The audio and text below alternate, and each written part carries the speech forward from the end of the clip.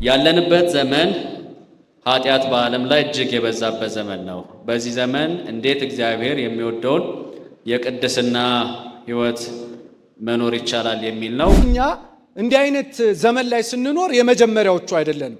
ከኖህ መማር እንችላለን፣ ከሎጥ መማር እንችላለን። ይህንን ዘመን መሻገር የምንችለው ማለፍ የምንችለው የጥፋትና የርኩሰትን ይህንን ሁሉ የምናያቸውን የአጋንንትን መንገድ ተከትለን የእግዚአብሔር ሆነን አሸንፈን መውጣት የምንችለው የእግዚአብሔርን ቃል ስንጠብቅ ነው። የመጀመሪያ ይህን ዓለም እንዲህ የሚያተራምሰው ማን ነው ብዬ ብጠይቃችሁ የሁላችሁም መልስ ሰይጣን ነው የምትሉኝ። ሰይጣን ዓለምን እንዲህ ማተራመስ ከቻለ ከነ ክብሮ ያለው ቅዱስ ገብርኤል ከነ ክብሮ ያለው ቅዱስ ሚካኤል ደግሞ ከዚህ በላይ ማድረግ እንደሚችል ማመን አለብን። ግን እናምናለን ወይ? የቅድስናን መንገድ መከተል እንፈልጋለን፣ ንጽህናችንን መጠበቅ እንፈልጋለን። ግን ችግሩ ምንድን ነው? በስልካችን የዝሙት ፊልም እናያለን። ታውቃላችሁ፣ ሰው የሚታመመው ሐሳብ ሲታመም። የቅድስናን መንገድ ለማግኘት አንድ ሰው ይህንን ጥያቄ መመለስ አለበት። ከማን ጋር ነው የምውለው? ራሳችሁ እያንዳንዳችሁ ይህንን ጥያቄ ጠይቁ። ከማን ጋር ነው የምንውለው? መስሪያ ቤታችን፣ ጓደኞቻችን እነማን ናቸው?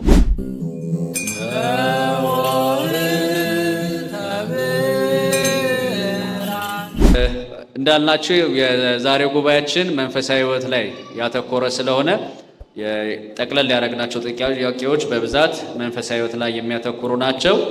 ከመምህራችን ከመምህር ቢትወደድ ነው የምጀምረው። የመጀመሪያው ጥያቄ አሁን ወቅቱን ያገናዘበ ከወቅታችን ጋር ከቴክኖሎጂው ጋር ከአኗኗራችን ጋር በተገናኘ የቀረበ ጥያቄ ነው። ጥያቄው እንዲህ ይላል። ያለንበት ዘመን ኃጢአት በዓለም ላይ እጅግ የበዛበት ዘመን ነው። በዚህ ዘመን እንዴት እግዚአብሔር የሚወደውን የቅድስና ሕይወት መኖር ይቻላል የሚል ነው። ከዚህ ጋር በተገናኘ ከመንፈሳዊ ሕይወት ጋር በስራ ከማህበረሰብ ከሶሻል ሚዲያ ሌሎች ከዓለም ከሚመጡ ነገሮች ተጽዕኖ ውስጥ እየወደቅን ነውና እንዴት እነዚህን ፈተናዎች ልንቋቋማቸው እንችላለን የሚል ነውና መምህር የቀረበው እዚህ ላይ ያንተን ምላሾች ብንሰማ። እሺ። በስመ አብ ወወልድ ወመንፈስ ቅዱስ አሐዱ አምላክ አሜን። ክቡር አባታችን ቀሲስ ቴዎድሮስ እንዲሁም የዚህ ጉባኤ እድምተኞች ሁላችሁም በእግዚአብሔር ስም በቤተ ክርስቲያን ስም እንደምን አመሻችሁ፣ እንደምን ዋላችሁ። አሜን። በቸርነት በምሕረት የሚሰበስበን ቅዱስ የሆነ ቃሉን የሚያስተምረን የአባቶቻችን የቅዱሳን አምላክ ፈጣሪያችን አምላካችን መድኃኒታችን ኢየሱስ ክርስቶስ ከባሕሪ አባቱ ከአብ ከባሕሪ ሕይወቱ ከመንፈስ ቅዱስ ጋር ስሙ የተመሰገነ ይሁን። እንግዲያው ጥያቄው ትንሽ ሰፋ ያለ ጥያቄ ነው። ነገር ግን በተቻለ መጠን እንደ እግዚአብሔር ፈቃድ ጠቅለል ለማድረግ እሞክራለሁ። ያው የሁላችንም ጥያቄ ነው። ዘመኑ እንደሚታወቀው በማህበራዊ ኑሮም በስራ ቦታም በትምህርት ቤትም በአካባቢያችንም እንዲሁም ደግሞ በማህበራዊ መገናኛ ብዙሃን ወይም ደግሞ በሶሻል ሚዲያ አካባቢ ሁላችንም ስለማንጠፋ ፈተና የበዛበት ተጽዕኖ የበዛበት ዘመን ነውና እንዴት አድርገን ነው የቅድስናን መንገድ መከተል የምንችለው የሚል ጥያቄ ነው እንደገባኝ። ያው ሰዓት ላለመውሰድ ያክል በዋናነት በተለይ በዚህ ዘመን ይታወቃል፣ ዘመኑ ተጽዕኖ የበዛበት ዘመን ነው። እንደውም ቅዱስ ጳውሎስ በሁለተኛ ጢሞቴዎስ በምዕራፍ 3 ቁጥር 1 ላይ በመጨረሻው ቀን ግን የሚያስጨንቅ ዘመን እንደሚመጣ ይንወቅ ይልና ዘመኑ አስጨናቂ የሆነበትን ምክንያት ሲያስቀምጥ ሰዎች ራሳቸውን የሚወዱ ይሆናሉ ይላል፣ ገንዘብን የሚወዱ ይሆናሉ፣ ትዕቢተኞች ይላል፣ ትምክህተኞች ይላል፣ ተሳዳቢዎች ይላል፣ ለወላጆቻቸው የማይታዘዙ ቅድስና የሌላቸው የአምልኮ መልክ ያላቸው ነገር ግን የእግዚአብሔርን ኃይል የካዱ ናቸው ደግሞ እያለ ይናገራል። ስለዚህ በዋናነት ሐዋርያው ቅዱስ ጳውሎስ እንደገለጠው ዘመኑ እንዲህ አይነት ማህበራዊ ቀውስ የሚከሰትበት ዘመን ነው ማለት ነው። ዘመኑ እንዲሆነው ደግሞ ዘመኑ መሆን ስላለበት ሳይሆን ያው አዳሪ በማህደሩ ነው የሚጠራው። እኛ ክፉ ስለሆንን ነው እንጂ ዘመኑ ክፉ የሆነው በራሱ የዘመን ደግም የዘመንም ክፉ የለው። እኛ ደግ ከሆንን ዘመኑ ምን ይሆናል? ደግ ዘመን ይሆናል። በዘመኑ የምንኖር ሰዎች ደግሞ ክፉ ስንሆን ዘመኑ ምን ይሆናል ማለት ነው? ክፉ ይሆናል ማለት ነው። ስለዚህ በዚህ በክፉ ዘመን እንዴት ሆነን ነው የቅድስናን መንገድ ተከትለን መኖር የምንችለው የሚለው ጥያቄ ሲነሳ መጀመሪያ እንዲህ አይነት ዘመን ሲከሰት ለኛ የመጀመሪያ እንዳልሆነ ማወቅ ያስፈልጋል። ሐሳቤ ገብቷችኋል? የመጀመሪያው በእንዲህ አይነት አስቸጋሪ በሆነበት ዘመን እግዚአብሔርን ተከትሎ መኖር ያስፈልጋል። በእንዲህ አይነት ዘመን ደግሞ ለመኖር እኛ የመጀመሪያዎቹ አይደለንም። መጀመሪያ ይህን ማወቅ ያስፈልጋል። ልክ እኛ ላይ ዱብዳ እንደወረደብን እኛ ላይ የሆነ ጣጣ እንደመጣ አይነት ነገር አድርገን ማሰብ የለብንም። ምክንያቱም ከኛ በፊት የነበሩ አባቶቻችን እናቶቻችን በእንዲህ አይነት ዘመን አልፈዋል። እየሰማችሁ ነው አይደለም? ለምሳሌ እንደው ከመጽሐፍ ቅዱሳችን ለመጥቀስ ሎጥን ብናነሳው ሎጥ ይኖርበት የነበረው ዘመን ምን አይነት ዘመን ነው? በሰዶምና በገሞራ ነው አይደለም ይኖር የነበረው። በተለይ በዘፍጥረት መጽሐፍ ምዕራፍ 19 ላይ ስታነቡ ሎጥ ይኖርበት የነበረው ዘመን ክፉ ዘመን ነው። እንደውም በዚያ ዘመን ይኖሩ የነበሩ ሰዎች ይሰሩ የነበረው ኃጢአት ምን እንደነበረ እናውቃለን። እንደዚህ አይነት ኃጢአት በዚህም ዘመን የሚሰሩ ሰዎች በዚያ ዘመን ሰዎች ግብረ ሰዶም ተብሎ ነው አይደል የሚታወቀው። ስለዚህ ሎጥ ይኖርበት የነበረውን ዘመን ብናስብ በጣም አስቸጋሪ ዘመን ነው። እሱ ከሁለቱ ልጆች ጋር ከሚስቱ ጋር ይኖርበት የነበረው ዘመን ምን አይነት ዘመን ነው? በጣም አስጨናቂ ዘመን፣ በጣም አስቸጋሪ ዘመን፣ ሌቦች የበዙበት፣ አመንዝሮች የበዙበት፣ ሰካራሞች የበዙበት፣ ትዕቢተኞች የበዙበት፣ እግዚአብሔርን ለመከተል በጣም አስቸጋሪ የነበረበት ዘመን ነው ያ ዘመን ማለት ነው። በዚያ አስቸጋሪ በነበረበት ዘመን ግን ማን ኖሯል? ሎጥ ኖሯል። ማንን እየተከተለ?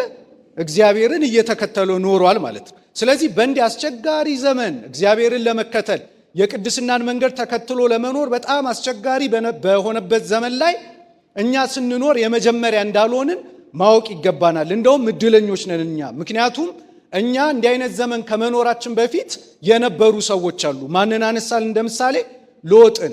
አሁን ሎጥ ከእርሱ በፊት እንደዛ አይነት ክፉ ሰዎች በእርግጥ ነበሩ፣ በኖህ ዘመንም የነበሩ ሰዎች፣ ነገር ግን በመጽሐፍ አልተጻፈለትም። ስለዚህ ሎጥ እንዴት ተቸግሮ እንደነበረ ከዚህ መረዳት ይቻላል።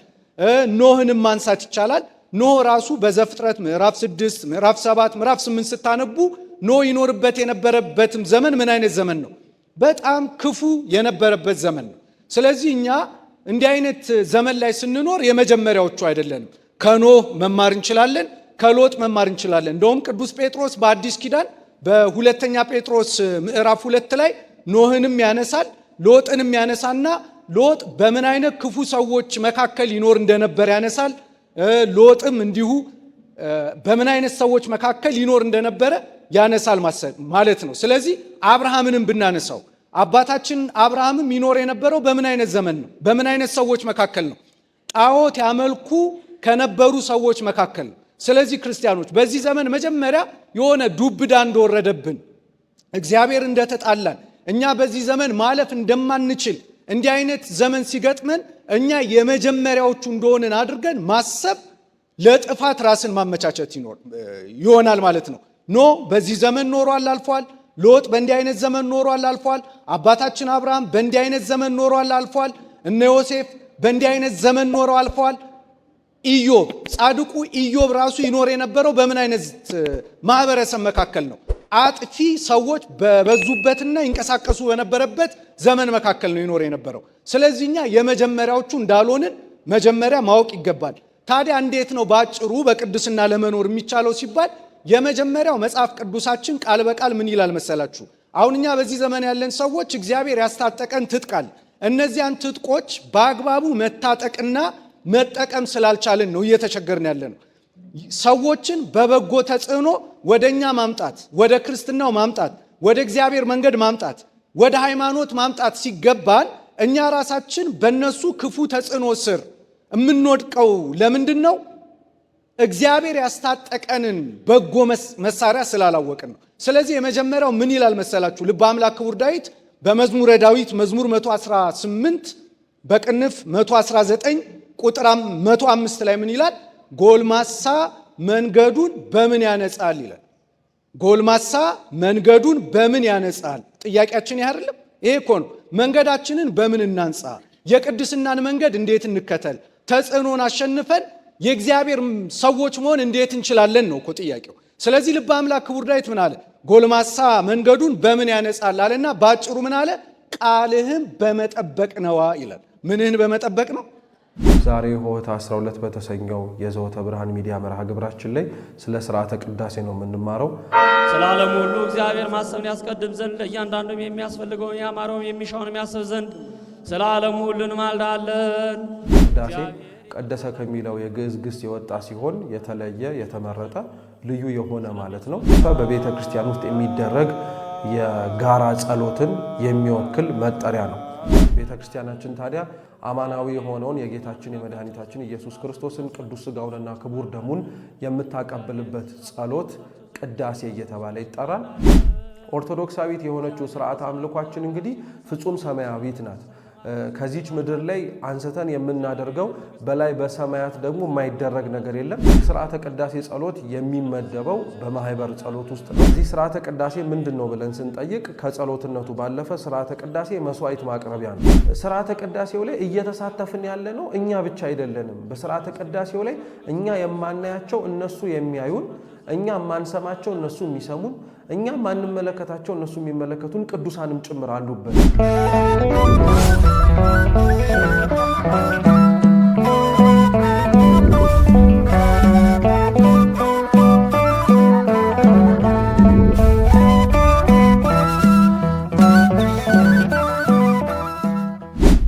ጎልማሳ መንገዱን በምን ያነጻል? ጥያቄያችን ይህ አይደለም? ይሄ እኮ ነው።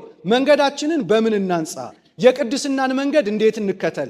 ተጽዕኖን አሸንፈን የእግዚአብሔር ሰዎች መሆን እንዴት እንችላለን ነው እኮ ጥያቄው። ስለዚህ ልበ አምላክ ክቡር ዳዊት ምን አለ?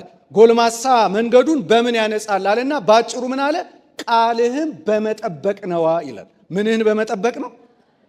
ስለዚህ በዚህም ዘመን ይህንን ዘመን መሻገር የምንችለው ማለፍ የምንችለው የጥፋትና የርኩሰትን ይህንን ሁሉ የምናያቸውን የአጋንንትን መንገድ ተከትለን የእግዚአብሔር ሆነን አሸንፈን መውጣት የምንችለው የእግዚአብሔርን ቃል ስንጠብቅ ነው። የመጀመሪያ ነው። ጎልማሳ መንገዱን በምን ያነጻል? ምንህን በመጠበቅ ነው?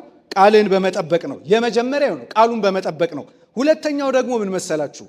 ቅድስናን እንዲሁ ማግኘት አይቻልም። ቤተ ክርስቲያን ስለመጣን ብቻ እንደው ንስሐ መግባት አንዱ የቅድስና ማግኛ መንገድ ነው። ስጋው ደሙን መቀበል አንዱ የቅድስና ማግኛ መንገድ ነው። ግልጽ ነው። ወደ ቤተ ክርስቲያንም መምጣት አንዱ የቅድስና ማግኛ መንገድ ነው።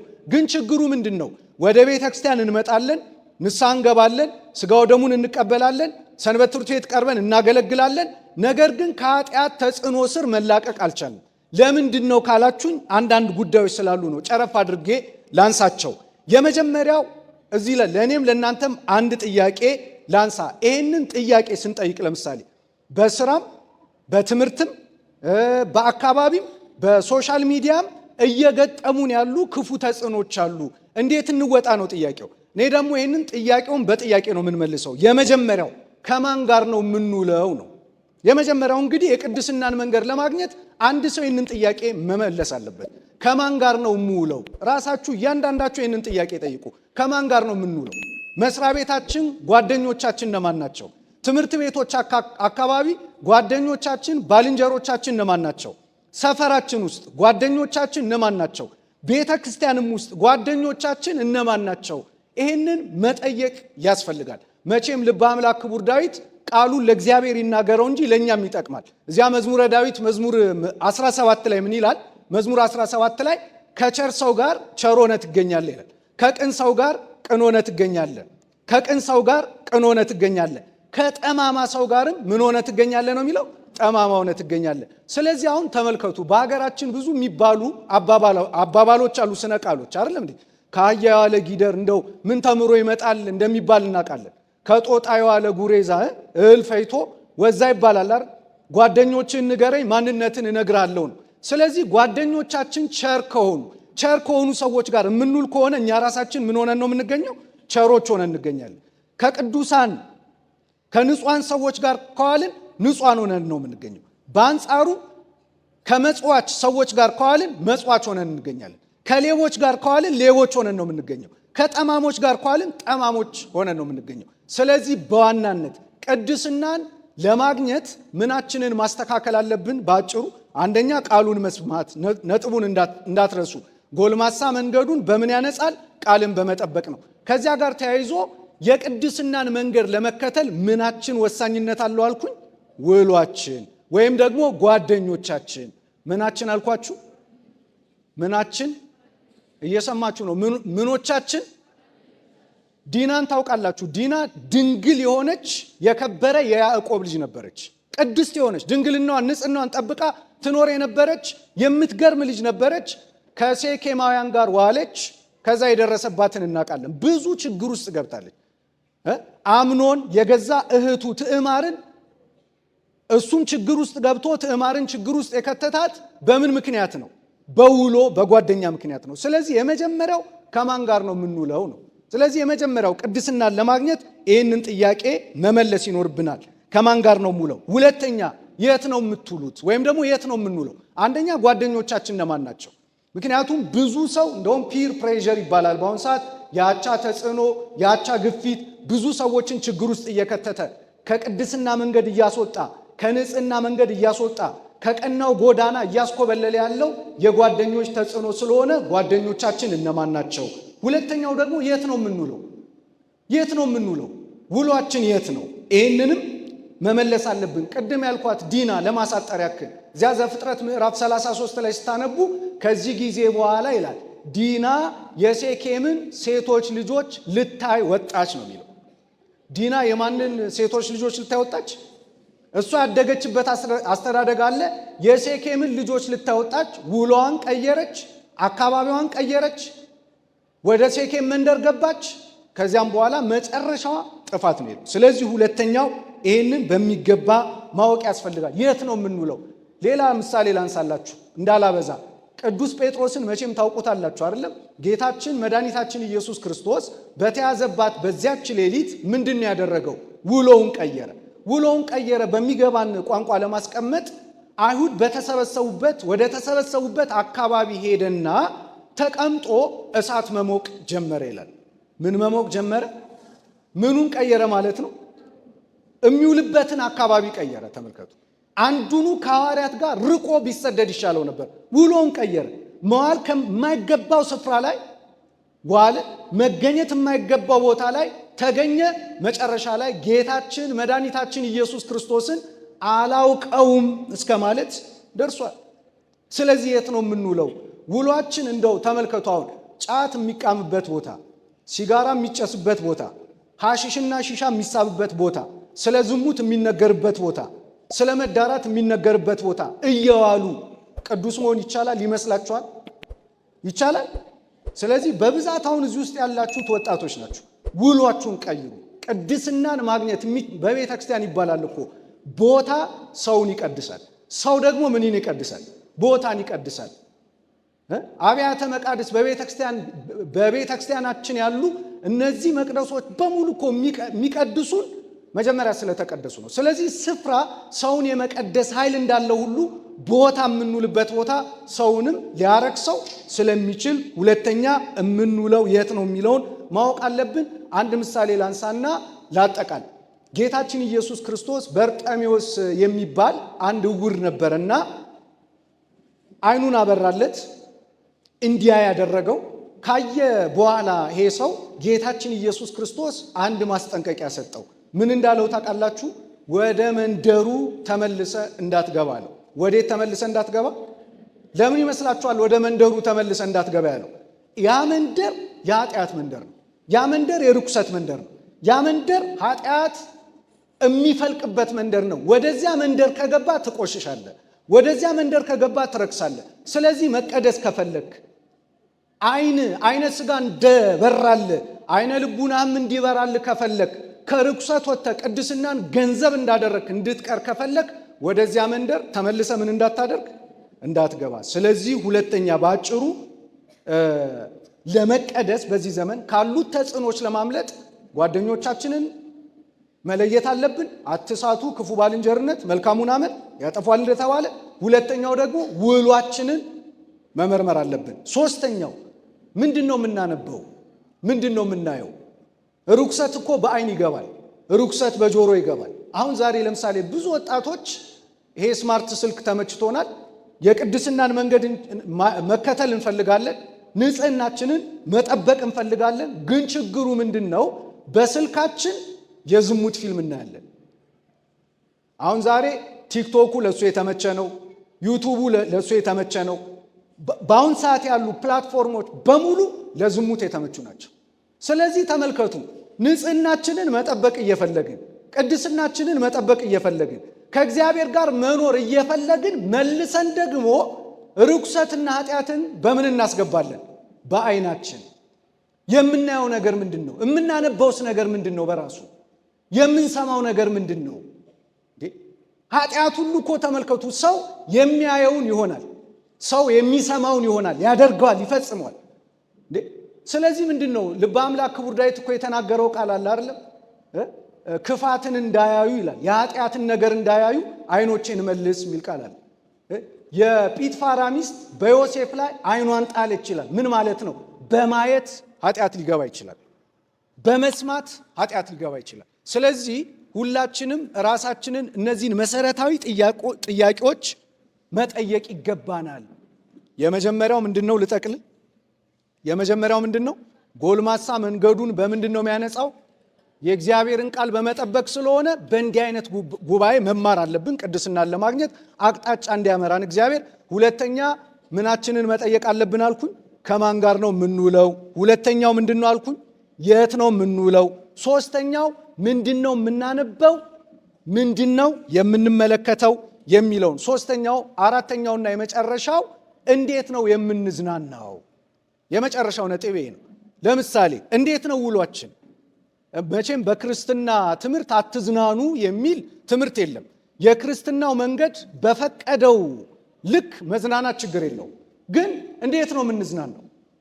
ይህንን ማሰባ የት ነው የምንዝናናው? አሁን ለምሳሌ ጌቱ ጌዘር ተብሎ በየትምህርት ቤቱ ዛሬ ይዘጋጃል አይደል? ጌቱ ጌዘር እየተባለ ለምሳሌ የኤሌመንተሪ ተማሪዎች 8ኛ ክፍል ሲደርሱ፣ 10ኛ ክፍል ሲደርሱ፣ እንደገና ደግሞ 12ኛ ክፍል ላይ ጌቱ ጌዘር እየተባለ የተለያዩ ስፍራዎች ላይ ምን ይደረጋል? ጉዞ ይደረጋል። ጉዞ ሲደረግ ወጣቶች ብዙዎቹ ይሄዳሉ።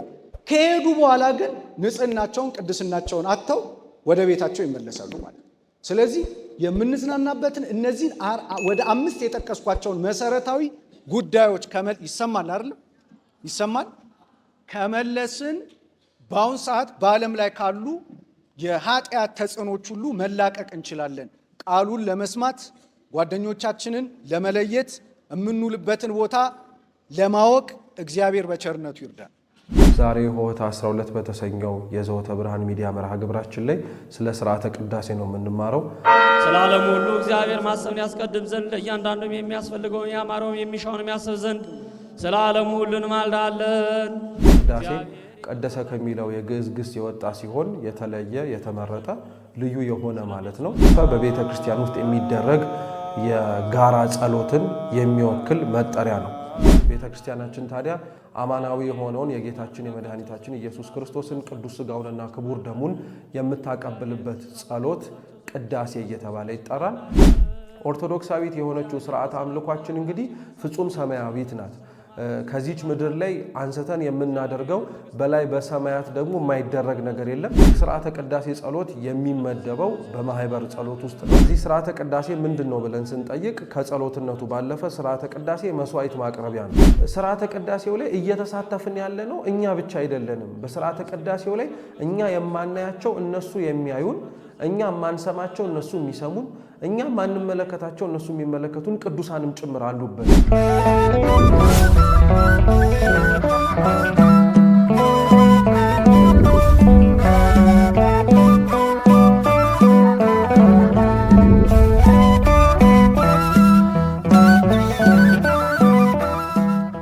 የተከበሩ መምህራችን መምህር ቢትወደድ ወንድማችን መምህር ህሊና፣ የተከበራችሁ የሰንበት ትምህርት ቤት አባላት፣ ወጣቶች እንደምን ዋላችሁ?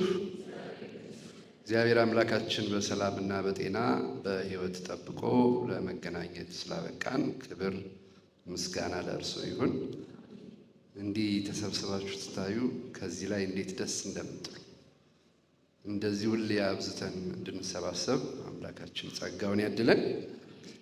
ወንድማችን መምህር ቢትወደድ በጣም ደስ በሚል ነጥብ በነጥብ አስቀምጦ ነግረውናል።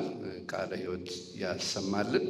ምናልባት የሚያጠቃልል ሀሳብ ለማንሳት ነው የተነገረው። እንዳለ ሆኖ እዚህ ኤፌሶን ምዕራፍ 5 ቁጥር 15 እስከ 17 ላይ ያለውን የእግዚአብሔር ቃል ላንሳና ምንድን ነው የሚለው ቅዱስ ጳውሎስ?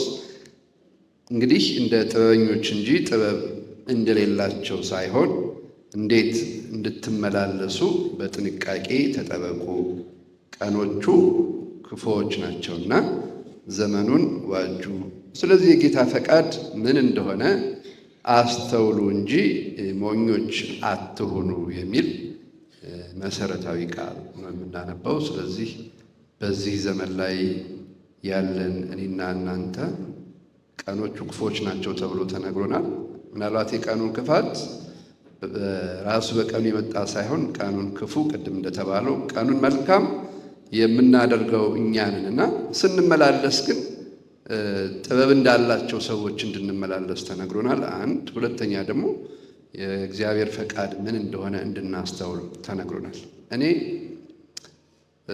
ሰዎች ከባድ ነገር ይገጥማቸዋል ብዬ የማስበው ሀሳብ ሲሰበር ነው፣ ሀሳብ ሲቆስል ነው፣ ምኞት ሲታመም ነው።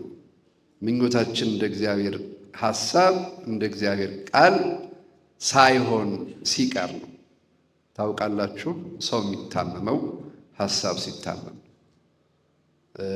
ውስጣችን ያለውን አስተሳሰብ ማስተካከል ከቻልን፣ በተጻፉት ነገሮች በትክክል ማመን ከቻልን የተነገሩት ነገሮች ለእኛ እረፍት የሚሰጡ ነገሮች ናቸው። ብዙ ሰው ያውቃል እንጂ አያምንም።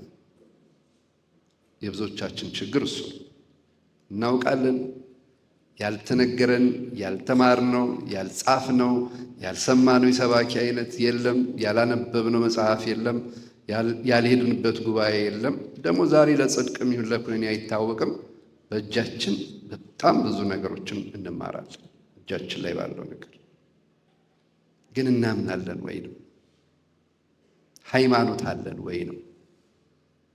የብዙ ሰው ችግር፣ የሁላችንም ችግር ቤተ ክርስቲያን በቆየን ቁጥር ልክ እንደ ወይን እየጣፈጥን እያደግን መምጣት ሲገባን ግን ያለንን እያጣን ነው የምንሄደው። ልክ እጃችን ላይ እንዳለው እንደ ሞባይል ባትሪ እያለቀ እያለቀ እያለቀ ከዛ እውቀት ብቻ እንሆናለን።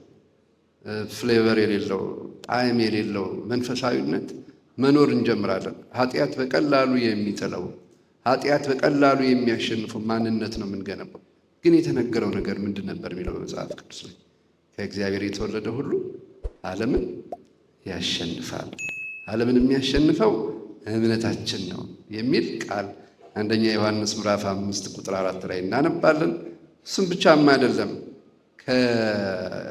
ከዛው አንደኛ ዮሐንስ 4:4 ላይ ደግሞ በዓለም ካለው ይልቅ በእናንተ ያለው እግዚአብሔር ታላቅ ነው የሚል ቃል ነው የምናነበው።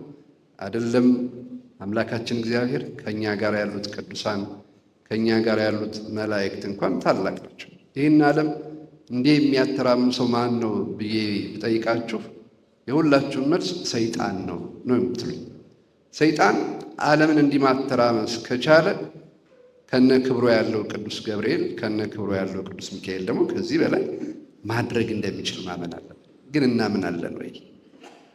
የተነገረልን የተጸለየልን ምን የሚል ነው? ዮሐንስ ወንጌል ምዕራፍ 16 ቁጥር 15 ላይ ምለምንህ ከዓለም እንድታወጣቸው ሳይሆን በዓለም እያሉ እንድትጠብቃቸው የሚል ቃል የተነገረልን።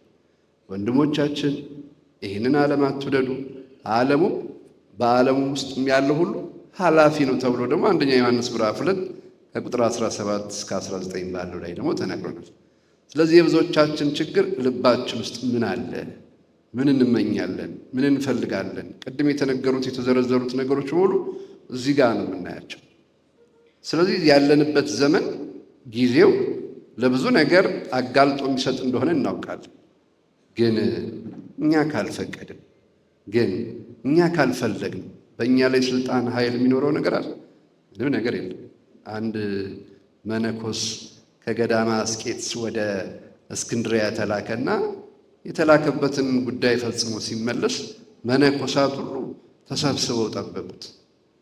ገዳማውያን ናቸው፣ ከተማ አያውቁምና አባታችን እስክንድሪያ ምን ትመስላለች ብለው ጠየቁት። ምን ትመስላለች ብሎ መልሶ ጠየቃቸው። እንዴት ሲሉት እኔም አላየኋትም፣ አላያትም። የተላከው የት ነው? በቃ መልእክት ነው የተላከው፣ ዕቃ እንዲገዛ ነው የተላከው። ዕቃ ገዝቶ መጣ። ግን እስቲ እንደ ዴማስ ዘወር ልበል ተሰሎንቄ ልያት ብሎ ቢል ኖሮ ይህ ሰው ብዙ ነገሮች ይጎዳ እንደነበር እናያለን። ስለዚህ ምን አለ ቦሌ የምትሄዱ ሰዎች ምን አይታችሁ መጣችሁ? ገርጂ ያላችሁ ልጆች ምን አያችሁ? ፒያሳ ያላችሁ ልጆች፣ መርካቶ የምትሄዱ ሰዎች ምን አይታችሁ ነው የምትመጡት? ይሄ ነው ወሳኙ ነገር። አቋም ካለ ይሄ ዓለም ጨለማ እንኳን ቢሆን ልክ የእስራኤላውያን መንደር ብቻ ብርሃን እንደነበረ አብርቶ መኖር ይቻላል። በሃይማኖት ሁሉ እንደሚቻል በመጽሐፍ ቅዱስ ስለተጻፈ ዋናው ነገር እኔ ደግሜ እላለሁ፣ አሁንም ደግሜ እላለሁ፣ እመኑ የሚል ቃል መናገር እፈልጋለሁ። ዛሬ ሆህታ 12 በተሰኘው የዘወተ ብርሃን ሚዲያ መርሃ ግብራችን ላይ ስለ ስርዓተ ቅዳሴ ነው የምንማረው። ስለ ዓለሙ ሁሉ እግዚአብሔር ማሰብን ያስቀድም ዘንድ ለእያንዳንዱም የሚያስፈልገውን ያማረውን የሚሻውን የሚያስብ ዘንድ ስለ ዓለሙ ሁሉ እንማልዳለን። ቅዳሴ ቀደሰ ከሚለው የግዕዝ ግስ የወጣ ሲሆን የተለየ የተመረጠ ልዩ የሆነ ማለት ነው። በቤተ ክርስቲያን ውስጥ የሚደረግ የጋራ ጸሎትን የሚወክል መጠሪያ ነው። ቤተ ክርስቲያናችን ታዲያ አማናዊ የሆነውን የጌታችን የመድኃኒታችን ኢየሱስ ክርስቶስን ቅዱስ ሥጋውንና ክቡር ደሙን የምታቀብልበት ጸሎት ቅዳሴ እየተባለ ይጠራል። ኦርቶዶክሳዊት የሆነችው ስርዓተ አምልኳችን እንግዲህ ፍጹም ሰማያዊት ናት። ከዚች ምድር ላይ አንስተን የምናደርገው በላይ በሰማያት ደግሞ የማይደረግ ነገር የለም። ስርዓተ ቅዳሴ ጸሎት የሚመደበው በማህበር ጸሎት ውስጥ ነው። እዚህ ስርዓተ ቅዳሴ ምንድን ነው ብለን ስንጠይቅ ከጸሎትነቱ ባለፈ ስርዓተ ቅዳሴ መስዋዕት ማቅረቢያ ነው። ስርዓተ ቅዳሴው ላይ እየተሳተፍን ያለ ነው እኛ ብቻ አይደለንም። በስርዓተ ቅዳሴው ላይ እኛ የማናያቸው እነሱ የሚያዩን፣ እኛ የማንሰማቸው እነሱ የሚሰሙን፣ እኛ ማንመለከታቸው እነሱ የሚመለከቱን ቅዱሳንም ጭምር አሉበት።